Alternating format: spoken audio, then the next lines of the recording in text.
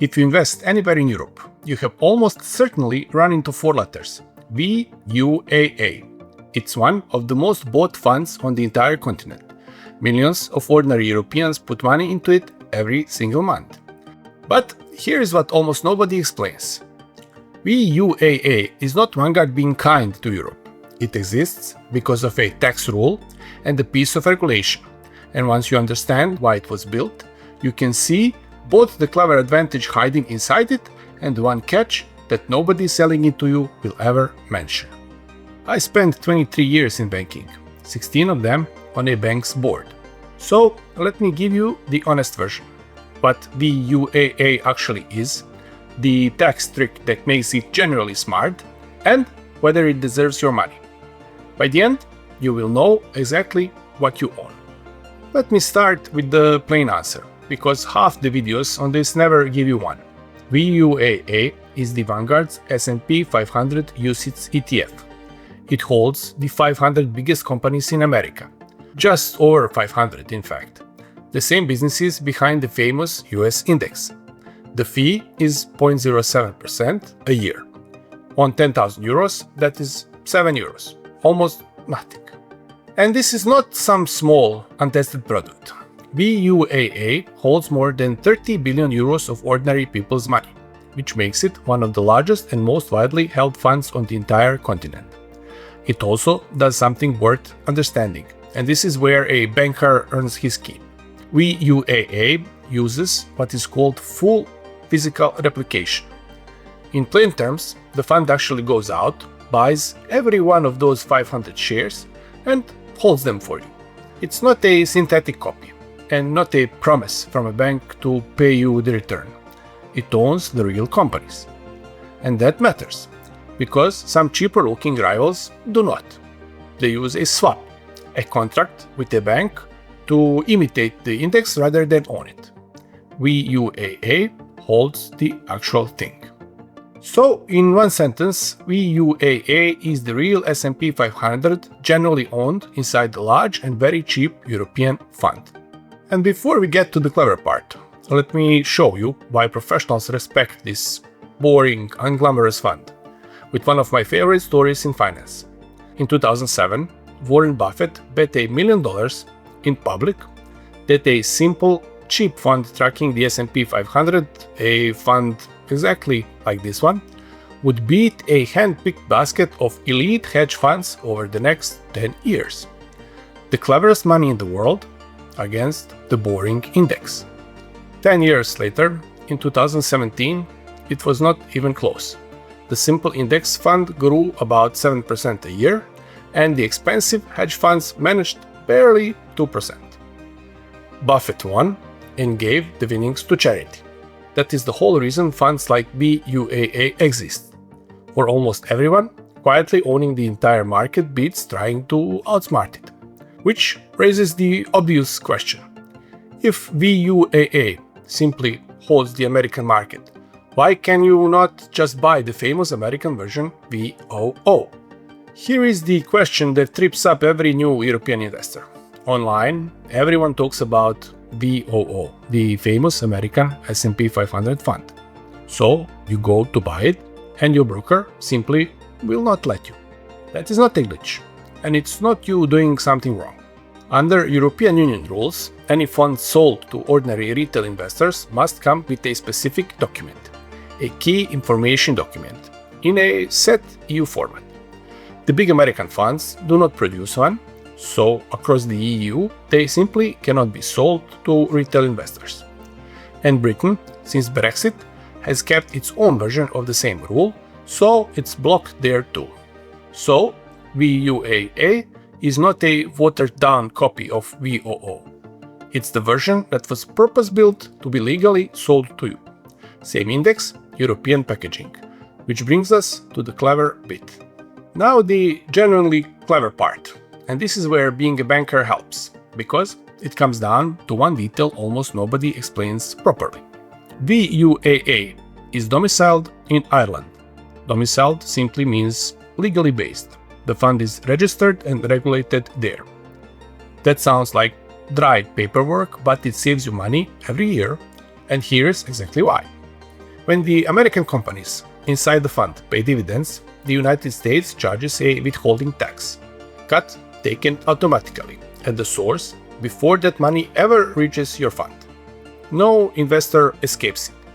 What changes is the rate, and because the fund is based in Ireland, it benefits from a favorable tax treaty between Ireland and the United States that sets that rate at around 15%. Hold an American-based fund directly from outside the US and the rate can run as high as 30%, double the league. Same 500 companies, same dividends, the Irish structure simply surrenders less of them to tax, year after year. Then there is that word on the end, accumulating. It means the fund keeps the dividends and puts them straight back to work inside itself, buying more of the same companies, instead of paying the cash out to you. Nothing lands in your account, and nothing new is added to your holding. What happens is simpler. The shares you already own each become worth a little more. So your money compounds quietly on its own, and you are never handed a taxable payout every few months to deal with. Lower tax drag, automatic compounding. That is the real reason VUAA is smart. Not the brand on the label, but the structure sitting behind it. Quick one, because the next part is where people quietly lose money without ever knowing it. If this video is finally explaining what your broker's app never bothered to do, tapping a like on it helps it reach the next European sitting there staring at those 4 letters. This is the only reason I will ask. And now, the catch. So, is VUAA perfect? No. And here are the 2 things nobody selling it to you will ever say out loud. First, it's no longer the cheapest. A rival, called SPYL from State Street, the firm that created the first exchange-traded fund in the United States back in the 90s, tracks the exact same 500 companies for about 0.03%, less than half of VUAA's 0.07%. One important caveat on every fee I quote today. These are the numbers as I record this in 2026, and providers keep cutting rates to compete for your money. So, by the time you watch this, they may be lower still. Always check the current fee for yourself. So, is the cheaper one better? A banker does not answer that with the fee. The number that decides your return is the tracking difference. How closely the fund follows the index after every real cost, which you find in the fund's own report, not on the marketing page. And on that measure, both are excellent. Both simply handed you the index minus almost nothing. Here is the honest result. SPYL is young. It launched in late 2023, so it has barely 2 years of history. And over that short window, the two have finished within a whisker of each other. In some periods, the cheaper SPYL edges ahead, in others, VUAA does. The fee saving is real, but so far it shows up as a few euros, not a different outcome. So, the takeaway is not that one wins. SPYL is cheaper, but small and only 2 years old.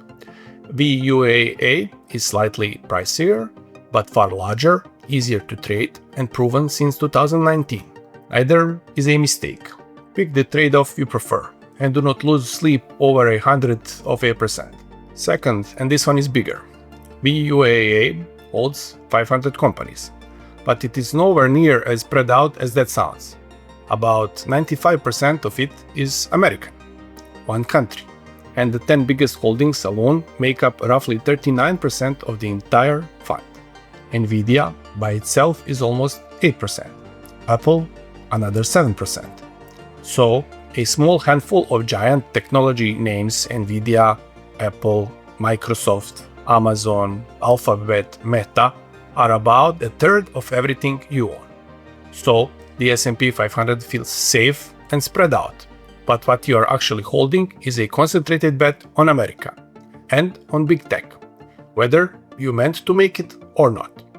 And if a voice in your head is saying, but these are the biggest, safest companies on earth, they cannot all fall together, hold that thought, because history has heard it before. In the early 1970s, investors were certain of exactly that about a group of American blue chips They nicknamed the Nifty 50. Coca-Cola, Disney, McDonald's, IBM, the stocks you were told to buy at any price and simply never sell. Then the crash of 1973 arrived, and the cannot lose darlings fell the hardest of all. Some dropped 70, 80, even 90% and took years to climb back. Concentration always feels safe, right up until the moment it does not. I have my own view on that, and I have made a whole video about it. I will link it in the description if you want to dig deeper into this. So, does VUAA deserve your money? First, the record. Honestly, since it launched in 2019, VUAA has returned roughly 185%. Money left in it has almost tripled, but not in a straight line. It fell about 13% in 2022, and at its worst, it dropped close to a third from top to bottom. This is the ride you are signing up for.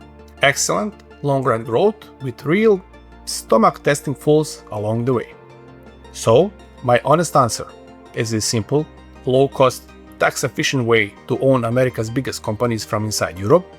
VUAA is one of the best tools ordinary investors have ever been handed. If that is the bet you actually want, America, big companies, held for decades, it is a clean, cheap way to make it. But own it knowing what it is. A single country bet with a heavy tech tilt, not the whole market. If it is the entire world you want, that is a different fund. And I made a separate video breaking down exactly that. I will link it at the end, watch it after this one. Because this is the one lesson I spent 16 years learning on a bank's board. Never own something just because it's popular. Own it because you looked underneath and you chose it. For what it is worth. And this is a preference, not advice. I lean global with my own money. Not because I expect America to stumble. I have no crystal ball. Simply because I would rather own the whole world than have to be right about one country for the next 30 years. VUAA is an excellent tool. I just prefer to point it at everything, not one slice of it.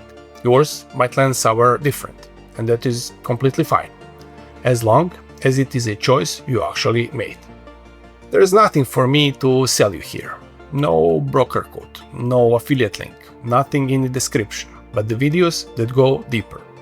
If you want the next honest breakdown, subscribe. Not for me, for you. I'm not a financial advisor, and none of this is personal advice. I am Ivan. This is the Banker's Notes.